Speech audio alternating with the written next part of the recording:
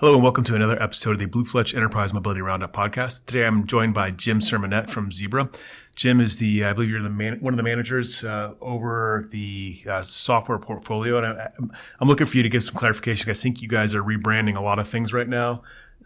So maybe you could tell me a bit about what you focus on at Zebra and then also your group, what that is now and what that's doing within the organization. Okay, sure. Thanks, Brett. Jim Sermonet, Director of Sales on Zebra's software solutions side of the house. So I lead a team of software sellers focused on a pretty significant geography through the Southeast and into the central area as well. We're responsible now for the entire software portfolio. And as you pointed out, we're in the midst of releasing some new branding. It's going to be officially announced in September at Zones, our upcoming customer user group. So very excited about that. So we're going from the legacy names of ZRS Smart Count, kind of the Reflexis branding around workforce management and task management, and the Profit Tech branding around ZPA.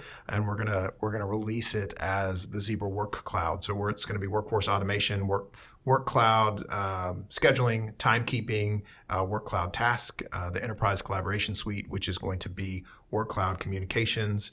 There's going to be inventory optimization, which is made up of actionable intelligence, inventory visibility, inventory planning, and inventory ordering.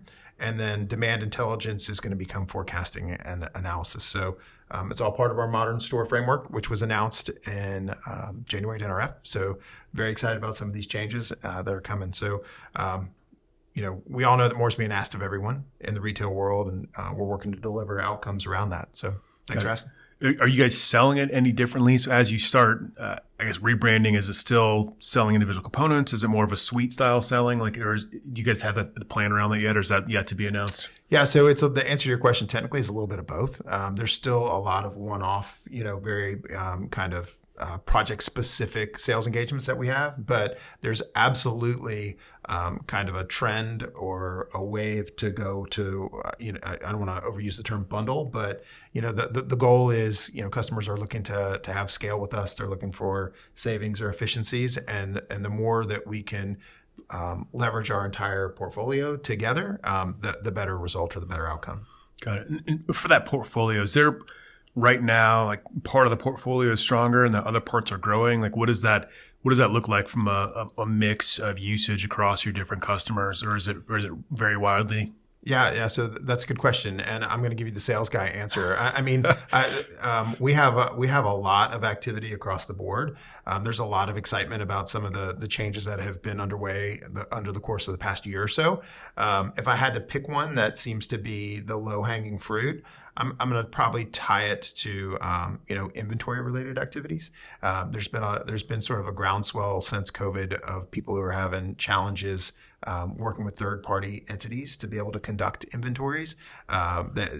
Labor's difficult to get to manage. It's not very reliable depending on a third party. The quality of individuals that you get may or may not be what you want or hope. The number of people that show up might not be what your contract indicates, and then they might not actually be on time. So that scheduling nightmare becomes a problem. So we have a self-directed, self-scanning inventory solution that's really been lighting it up the past couple of years.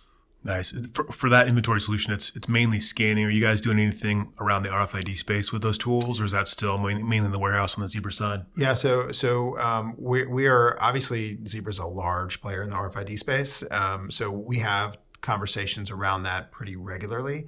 The demand for RFID inventories as a service is not quite there yet, but we're poised when the time is right. Got it. Yeah, and I'm assuming a lot of the compliance issues around FSMA and a lot of the food safety, especially in the grocery space, I'm sure will push that down in the next couple of years. Absolutely. I was in a meeting earlier this week, and that was a large topic. The number of people that are impacted by those new regulations coming down, and actually the adoption that they have to have. I think in about 2 years, it's real, and people have a lot of work to do to be able to be compliant. Got it. So you mentioned some of the struggles specifically around employees and finding the right workers.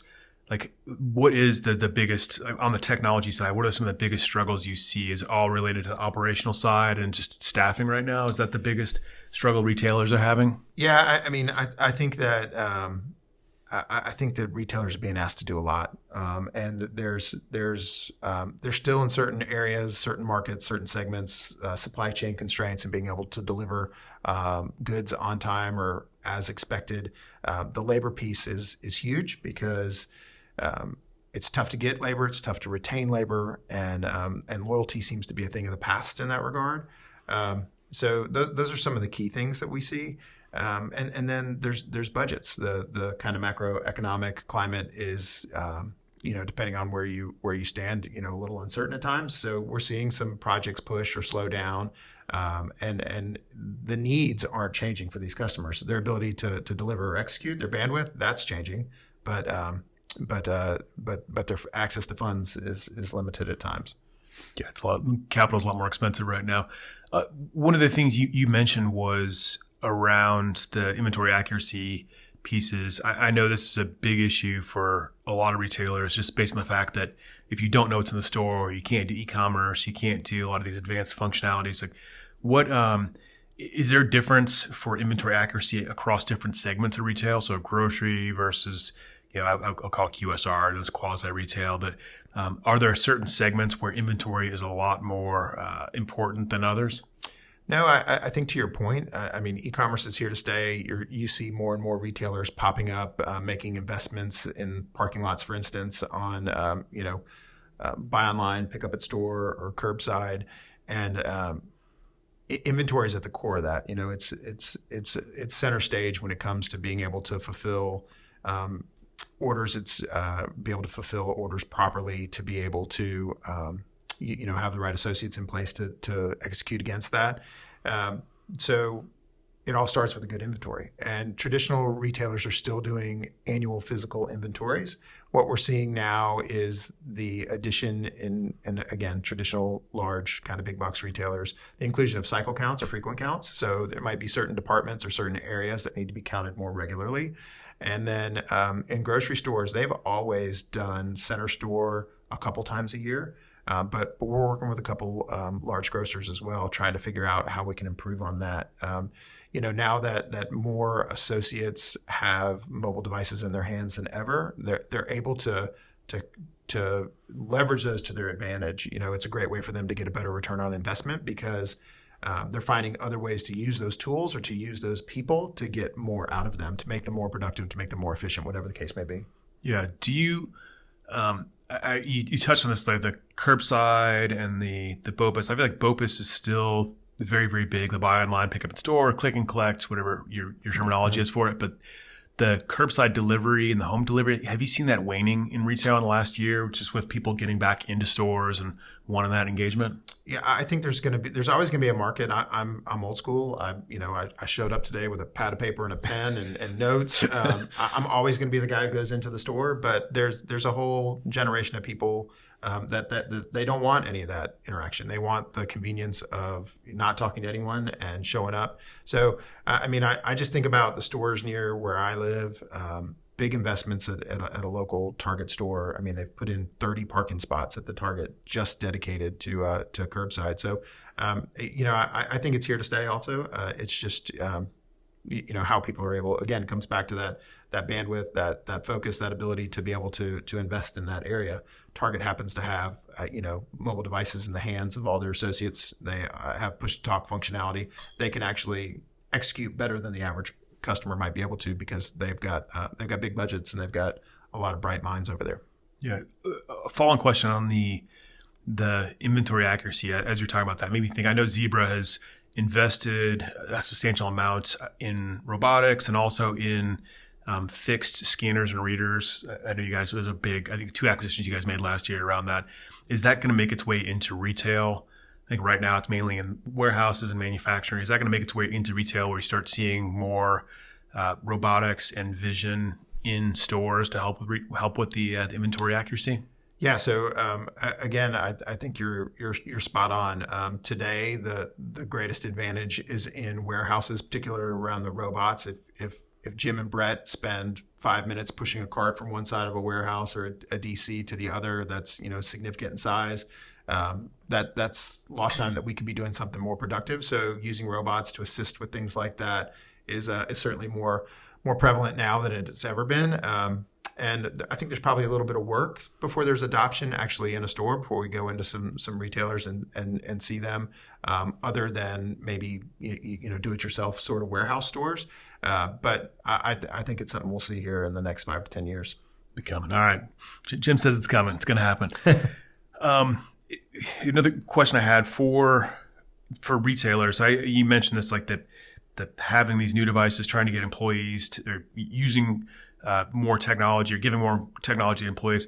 Do you have any what I call like pro tips for companies that are trying to get new technology out and trying to get it in the hands of customers? I just feel like all these projects take forever and they're capital intensive, time intensive. Is there anything you've seen that's worked well or better amongst some of your customers or partners? Yeah, I mean, I think that's pretty simple, and you just you think about what we're doing today, and I just recommend people to lean on the partners or the vendors that they trust. We all have that trusted network of people that are proven and reliable. So you use BlueFletch for an example. I've known you guys now for over 10 years. Nothing but positive engagements with several customers, both professionally and on a personal level. So I think that if you need help, that you turn on those trusted and reliable partners and vendors. Got it. And I guess the best way to do that is just ask what other people use. Is that the easy way? I mean, it's really kind of funny. I joke internally around the fact that everybody wants a reference, but not everybody wants to be a reference. We get RFPs and RFIs. And it's amazing, the work that goes into getting somebody to the point where they'll be a reference and how important that is. But then after we complete a sale or we onboard somebody, hey, will you be a reference for us? Lots of times people say, oh, we're not allowed to do that. But it's part of your decision criteria. But yes, I mean, take it to heart. Figure out the people who have already climbed that hill or moved that rock before you, and figure out how you might be able to leverage their success to your advantage. Yeah, get a little scale there. I guess the other thing I had around implementing new technology is around ROI. A lot of customers are, you mentioned this earlier, like it's getting tight. Tighten the belt or the purse strings. Are there certain things you've seen, technologies that help get to ROI faster for customers, like the low-hanging fruits for how do I just get more money out of my investments? Yeah, so Zebra's in a unique position, being both a significant player in the software space and the hardware space. So we have tremendous collaboration internally with our counterparts on the core Zebra side around their customer engagement and customer projects. Because what we're seeing, and to your point, I alluded to it earlier, we're seeing more mobile devices in the hands of associates than ever before. Sometimes those are significant investments for the retailers. So what can they do with that? Now that they've made that investment, how do they use it to their advantage? So whether that's task management, workforce management, push to talk, inventory, just finding ways to make them more productive, more efficient, more reliable. At the end of the day, it makes for a better not only customer experience, but it makes for a better experience for the associates, because they're more engaged and they feel more empowered to be able to help. And we hear stories about retailers that actually use those sorts of discussions as recruiting tools or differentiators when they're looking to hire people. And again, it ties back to our modern store sort of framework, if you will. Engaged associates, optimized inventory, and customer experience are the three key tenets of that. And so being able to tie it all together, I think, is really important. Can you speak to, I know with the engaged associates, one of the things, I think we have two big customers in common that are using the Workstation Connect cradles, which is like you take a mobile device, you can drop it in, it's connected to the screen, and then allows you to actually do desktop-like functionality. And I think the idea is, can you replace desktops with mobile devices? I feel like a lot of customers have sort of done this even without the Workstation Connect. Are you seeing that be a bigger trend where not having any sort of workstation like PCs, and then just having a cradle in the store to be able to use that, or is that something that's still coming in the next year or two? Yeah. So, pardon me. I think the adoption of that is on the rise. I was in Chicago this week for a customer meeting, and there was a big discussion around that. And they were talking about using Workforce Connect